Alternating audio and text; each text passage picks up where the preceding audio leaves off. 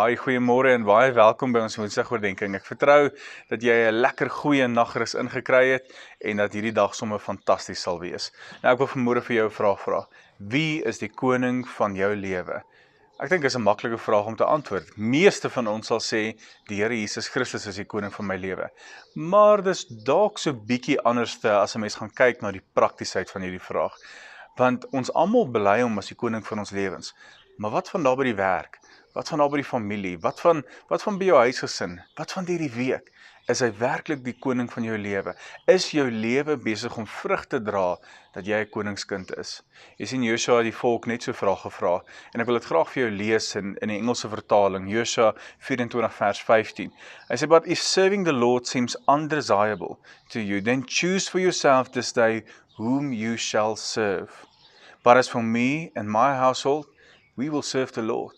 Hy vra eintlik hierdie vraag, hy sê, luister ouens, ek weet ons almal getuig hierso dat die Jesus die koning van ons lewens is, maar is hy werklik die koning van jou lewe in die elke dag, in die daaglikse wandel? Is hy die koning van jou lewe daar waar jy beweeg, by jou werk, soos ek nou gesê het? Want hy sê vir die ouens, want ek dink jy moet vandag 'n keuse maak, en ek wil graag vandag vir jou vra en vir jou die keuse gee.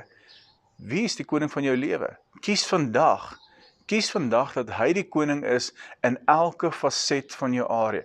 Familie, ons kan nie net Jesus die koning maak van ons lewens op 'n Sondag nie. Dit gaan nie werk nie. As ons sê hy is die koning van ons lewens, beteken dit in alle fasette, ten alle tye en ten alle koste. Al beteken dit, jy verloor mense in die proses. Ek onthou daai tyd toe ek bekering gekom het, het ek baie vriende verloor. Maar ek het soveel gewen. En my siel is gered. So mag dit vandag vir jou 'n uitdaging wees.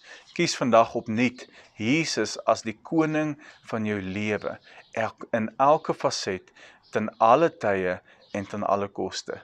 Mag jy 'n fantastiese week verder hê en 'n fantastiese dag hê. Ons gesels volgende week weer. Selfde plek, selfde tyd. Totsiens.